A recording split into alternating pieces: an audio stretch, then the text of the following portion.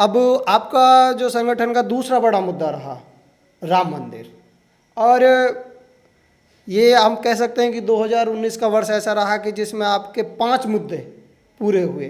बड़े तो मुद्दे ये हुए कि 3 तलाक का मुद्दा हुआ, राम मंदिर का हुआ, धारा 370 हुआ। तो मैं आप राम मंदिर से पूछना चाहूँगा, एक लंबी लड़ाई लड़ी और एक समय ऐसा आया कि डॉक्टर स्वामी ने, आपके संगठन ने एक याचिका दी कि उनको विपक्षकार बनाया जाए।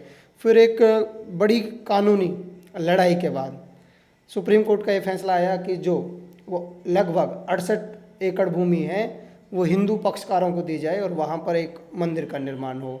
तो ये तो बिल्कुल आपको सोने पे सुहागा जैसा एक बात रही। और या फिर ऐसे आप कह सकते हैं कि इसके अलावा भी बहुत से मुद्दे रहे, जैसे राम सेतु का, उस पर भी डॉक्टर स्वामी और आपका संगठन मुखर होकर बोला। तो आपसे ये जानना चाहेंगे कि डॉक्टर स्वामी की क्या भूमिका रही?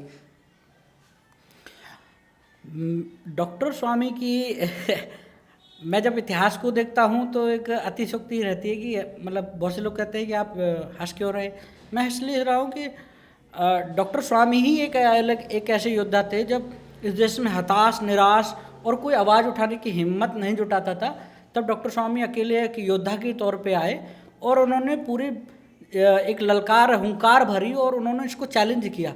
चैलेंज ही नहीं किया, जो हाशिए पे हम लोग चले गए थे, जो हिंदू समाज, मैं उनकी बात कर रहा हूँ, जिनके अंदर एक बहुत ज़्यादा एक अविश्वास बैठ गया था, घर कर गया था कि शायद ये सब बातें नहीं। और मैं इसमें बहुत सारे बुद्धिजीवियों से मिला था, शायद वो भी बड़े मजाक में कहते थे अरे अरे ये सब नहीं होगा।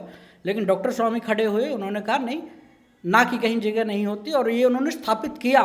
उन्होंने राम सेतु को बचाया, और तब बचाया जब उसको तोड़ दिया गया था, जब उसमें मशीनें लगा दी गई थी, और उनके तर्क के आधार पर ही जज ने उनको ऑन द स्पॉट स्टे दिया।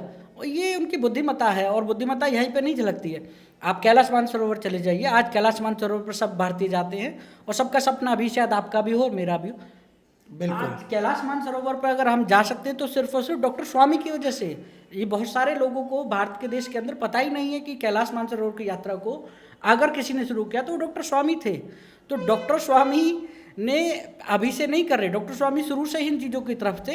क्योंकि मेन स्ट्रीम मीडिया में कुछ लोग अपने, या कह कि कुछ राइट विंगरों का भी कुछ एक दो का आना हुआ, तो ये मुद्दे उठने लगे तो जनता के सामने आने ही थे।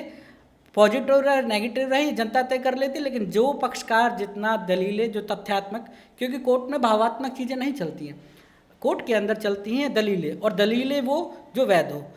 राम जन्मभूमि का मुद्दे में इतने साल लगने का बहुत सारी सरकारों का भी वजह रहा। उदाहरण के तौर पर 2019 के चुनाव से पहले कपिल सिब्बल जी ने कहा था कि इसको चुनाव के बाद किया जाए, क्योंकि ये एक चुनावी मुद्दा है, और से बहुत सारी, और सुप्रीम कोर्ट ने इसको माना भी। जो जायज़ है नहीं जायज़ है मैं इस पर टिप्पणी नहीं करूँगा, लेकिन ये रहा कि सरकारें भी चाहें कि ये उलझता रहे और हम इस पर राजनीतिक रोटियाँ सेकती रहें। तो अब तो मुद्दा बिल्कुल क्लियर हो गया है। और 5 अगस्त को, आने वाली ये 5 अगस्त को माननीय प्रधानमंत्री नरेंद्र मोदी आधारशिला रखने वाले हैं मंदिर की। तो इसमें तो अब कुछ रह ही नहीं जाता है।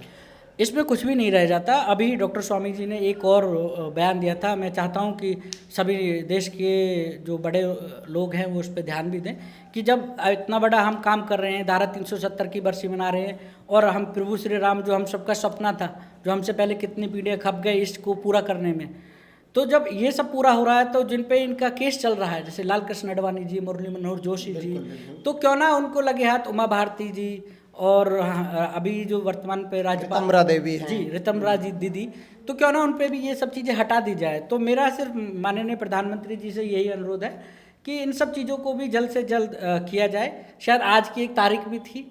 तो ये काम तो दीपक जी प्रधानमंत्री जी के कार्य क्षेत्र में नहीं है, मैं सुप्रीम कोर्ट इन कामों को करेगा। जी नहीं, बिल्कुल सुप्रीम कोर्ट करेगा। मैं तो एक आम आदमी के से ही तरह निवेदन कर सकता हूं कि माननीय प्रधानमंत्री जी इस ओर भी ध्यान दें, जो डॉक्टर सुब्रमण्यम स्वामी जी ने उनको सुझाया है कि जब इतना सब कुछ भव्य मंदिर राम निर्माण का ईंट रखी जा रही हैं, तो उससे पहले जिन्होंने इसके लिए संघर्ष किया, जिन पे बेवजह आज ये बहुत सारे सिटीजन चार्जेस लगे हुए हैं, उनको हटाया जाए, और देश में एक सकारात्मक माहौल बन रहा है, तो क्यों ना उसकी तरफ। चलो बिल्कुल।